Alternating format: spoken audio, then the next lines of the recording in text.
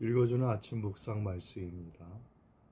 오늘은 사사기 19장 말씀으로서 하나님이 없는 세계라는 제목으로 묵상합니다. 이스라엘 왕이 없다는 사실이 또다시 1절에 강조되고 있습니다. 사실은 하나님께서 함께 계셨으나 백성들은 그 사실을 잊고 있었습니다.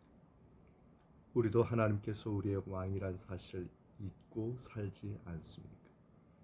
하나님이 왕이 되지 못한 자들의 삶은 어떠한지 본문을 통해 살펴봅니다. 첫째, 1절부터 9절까지의 말씀의 내용은 하나님의 말씀을 무시하며 살았다는 것을 보여주고 있습니다. 여기 본문에 나오는 레위인은 종교 지도자의 가문에 속한 자입니다. 이러한 자가 외딴 속에 거주하는 관계로 첩을 두고 생활했습니다. 당시에 첩을 얻는 것은 일반적인 풍습이었다고 하지만은 제사장까지도 첩을 얻어서 살고 있었다는 것은 하나님의 계명을 어기고 살고 있다는 것을 말해줍니다. 레위인은 말씀을 지켜야 되는 사람입니다. 그러나 레위인은 그 말씀을 무시하고 행음하여 친정으로 돌아가 있던 여인까지 다시 데려오르고 하인과 함께 그곳으로 갔습니다. 첩의 장인과 레위인은 수위를 더 유숙하였습니다.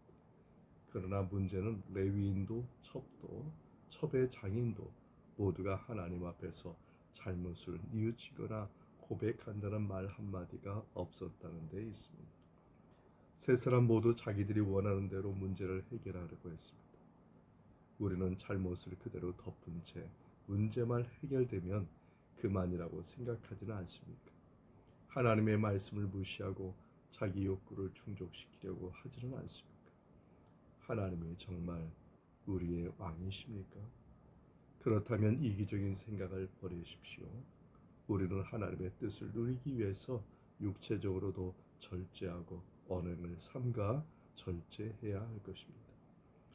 둘째는 10절에서 15절 말씀까지인데요. 이기적이 되어버린 사람들의 모습을 볼 수 있습니다. 레위인이 처갓집에서 수의를 묵은 후에 첩과 나귀 둘과 종을 데리고 떠나 여부스 맞은편에 이르렀을 때 해가 지려 하였습니다. 이때 종이 레위인에게 여부스 사람의 성읍에 가서 유숙하자고 건의했습니다. 레위인은 외인의 성읍으로 들어갈 것이 아니니 기브아로 가자고 하였습니다.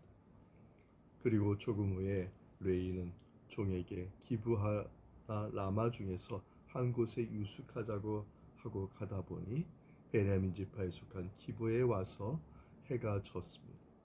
그래서 유숙하려고 기브아에 들어가서 성읍거리에 앉았습니다. 원래 이스라엘에서는 여행자들에게 친절히 대하는 풍습이 있었습니다. 그런데도 불구하고 베냐민 사람들은 너무나도 몰인정하였습니다. 한 사람도 나그네를 영접하여 유숙케 하는 자가 없었습니다. 즉 나그네를 돌아보지 않았던 것입니다. 이것을 볼 때 베냐민 지파는 인정이 메마르고 이기적인 사람들이었음을 알 수 있습니다. 반면에 아브라함은 나그네를 영접하였습니다. 어떻게 영접하였습니까? 극진히 정성을 다해 영접하였습니다. 우리도 우리의 가족 우리만 챙기고 밖으로 남에게는 관심이 없지 않습니까? 오늘 우리 주위에 돌아볼 사람은 없습니까? 신앙인은 이기적인 삶이 아니라 사랑과 용서하는 이타적인 삶으로 돌아봐야 할 것입니다. 셋째는 16절에서 30절의 말씀을 보면은 그 당시에 사람이 방탕하고 음란하여 죄에 무감각하였다는 것을 알 수 있습니다. 베냐민 지파와는 대조적으로 한 노인이 밖에서 일하다가 레위인 일행을 보고 자기 집으로 영접하며 또한 먹을 것까지 대접하였습니다. 반면에 기브아의 비류들은 레위인 일행을 따라왔습니다. 그리고 해치려고 하였고 레위인의 첩을 강간하려고 하였습니다. 이때 노인은 이런 악을 한사코 제지하려 하였으며 심지어는 자기의 딸을 희생시키려 하는 각오까지 보였습니다. 레위인 일행을 보호하려 하였지만 그럼에도 불구하고 비류들은 말을 듣지 않았고 마침내 레위인은 자기의 첩을 내어주었습니다. 이때 비류들은 레위인의 첩에게 어떤 짓을 했습니까? 악을 행하였습니다. 저들은 밤새도록 그 첩을 욕보이고 새벽 미명에 놓아주었습니다. 그 결과 그 여인은 죽게 되었던 것입니다. 우리는 본문에서 왕이 없는 베냐민 사람들의 악행이 얼마나 잔인한가를 볼 수 있습니다. 방탕하고 음란한 사람은 왕이 없기 때문에 잔인하며 짐승처럼 사람의 고귀함을 짓밟습니다. 주님이 왕이 되지 못하면 성도덕이 타락하게 됩니다. 오늘날 개방의 물결이 이 지상을 덮고 있습니다.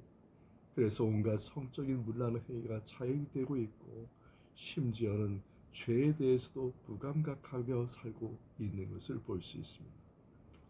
본문에 나와 있는 사람 중에 베냐민 사람들뿐만 아니라 레위인 제사장도 마찬가지였습니다. 레위인은 죽은 첩의 시체를 나귀에 싣고 집으로 돌아갑니다. 그리고 칼을 취하여 첩의 시체를 12덩이로 쪼개어 그것을 이스라엘 사방에 두루 보내었습니다.